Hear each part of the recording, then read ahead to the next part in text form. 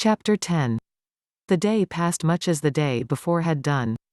Mrs. Hurst and Miss Bingley had spent some hours of the morning with the invalid, who continued, though slowly, to mend, and in the evening Elizabeth joined their party in the drawing-room.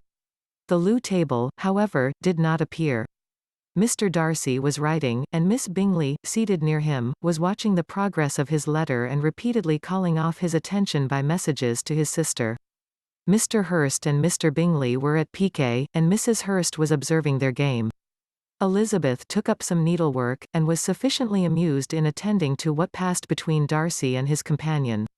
The perpetual commendations of the lady, either on his handwriting, or on the evenness of his lines, or on the length of his letter, with the perfect unconcern with which her praises were received, formed a curious dialogue, and was exactly in union with her opinion of each. How delighted Miss Darcy will be to receive such a letter. He made no answer. You write uncommonly fast. You are mistaken. I write rather slowly. How many letters you must have occasion to write in the course of a year. Letters of business, too.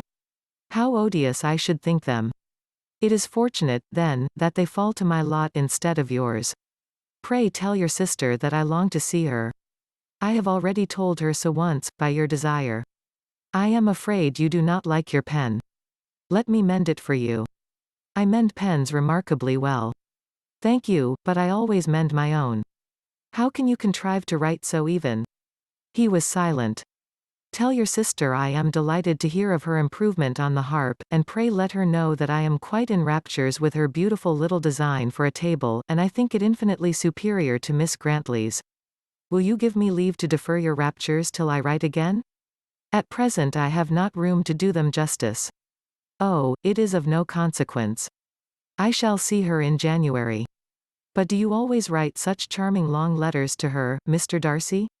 They are generally long, but whether always charming it is not for me to determine. It is a rule with me, that a person who can write a long letter with ease, cannot write ill. That will not do for a compliment to Darcy, Caroline, cried her brother, because he does not write with ease. He studies too much for words of 4 syllables. Do not you, Darcy? My style of writing is very different from yours. Oh, cried Miss Bingley, Charles writes in the most careless way imaginable. He leaves out half his words, and blots the rest. My ideas flow so rapidly that I have not time to express them, by which means my letters sometimes convey no ideas at all to my correspondents. Your humility, Mr. Bingley, said Elizabeth, must disarm reproof. Nothing is more deceitful, said Darcy, than the appearance of humility. It is often only carelessness of opinion, and sometimes an indirect boast. And which of the two do you call my little recent piece of modesty? The indirect boast, for you are really proud of your defects in writing, because you consider them as proceeding from a rapidity of thought and carelessness of execution, which, if not estimable, you think at least highly interesting. The power of doing anything with quickness is always prized much by the possessor, and often without any attention to the imperfection of the performance. When you told Mrs. Bennet this morning that if you ever resolved upon quitting Netherfield you should be gone in 5 minutes, you meant it to be a sort of panegyric, of compliment to yourself, and yet what is there so very laudable in a precipitance which must leave very necessary business undone, and can be of no real advantage to yourself or anyone else? Nay, cried Bingley, this is too much, to remember at night all the foolish things that were said in the morning. And yet, upon my honor, I believe what I said of myself to be true, and I believe it at this moment. At least, therefore, I did not assume the character of needless precipitance merely to show off before the ladies. I dare say you believed it, but I am by no means convinced that you would be gone with such celerity. Your conduct would be quite as dependent on chance as that of any man I know, and if, as you were mounting your horse, a friend were to say, Bingley, you had better stay till next week, you would probably do it, you would probably not go, and at another word, might stay a month. You have only proved by this, cried Elizabeth, that Mr. Bingley did not do justice to his own disposition. You have shown him off now much more than he did himself. I am exceedingly gratified, said Bingley, by your converting what my friend says into a compliment on the sweetness of my temper. But I am afraid you are giving it a turn which that gentleman did by no means intend, for he would certainly think better of me, if under such a circumstance I were to give a flat denial, and ride off as fast as I could. Would Mr. Darcy then consider the rashness of your original intentions as atoned for by your obstinacy in adhering to it? Upon my word, I cannot exactly explain the matter. Darcy must speak for himself. You expect me to account for opinions which you choose to call mine, but which I have never acknowledged. Allowing the case, however, to stand according to your representation, you must remember, Miss Bennet, that the friend who is supposed to desire his return to the house, and the delay of his plan, has merely desired it, asked it without offering one argument in favor of its propriety. To yield readily, easily, to the persuasion of a friend is no merit with you. To yield without conviction is no compliment to the understanding of either. You appear to me, Mr. Darcy, to allow nothing for the influence of friendship and affection. A regard for the requester would often make one readily yield to a request, without waiting for arguments to reason one into it. I am not particularly speaking of such a case as you have supposed about Mr. Bingley. We may as well wait, perhaps, till the circumstance occurs before we discuss the discretion of his behaviour thereupon. But in general and ordinary cases between friend and friend, where one of them is desired by the other to change a resolution of no very great moment, should you think ill of that person for complying with the desire, without waiting to be argued into it? Will it not be advisable, before we proceed on this subject, to arrange with rather more precision the degree of importance which is to appertain to this request, as well as the degree of intimacy subsisting between the parties? By all means, cried Bingley, let us hear all the particulars, not forgetting their comparative height and size, for that will have more weight in the argument, Miss Bennet, than you may be aware of. I assure you, that if Darcy were not such a great tall fellow, in comparison with myself, I should not pay him half so much deference. I declare I do not know a more awful object than Darcy, on particular occasions, and in particular places, at his own house especially, and of a Sunday evening, when he has nothing to do. Mr. Darcy smiled, but Elizabeth thought she could perceive that he was rather offended, and therefore checked her laugh. Miss Bingley warmly resented the indignity he had received, in an expostulation with her brother for talking such nonsense. I see your design, Bingley, said his friend. You dislike an argument, and want to silence this. Perhaps I do. Arguments are too much like disputes. If you and Miss Bennet will defer yours till I am out of the room, I shall be very thankful, and then you may say whatever you like of me. What you ask, said Elizabeth, is no sacrifice on my side, and Mr. Darcy had much better finish his letter. Mr. Darcy took her advice, and did finish his letter. When that business was over, he applied to Miss Bingley and Elizabeth for an indulgence of some music.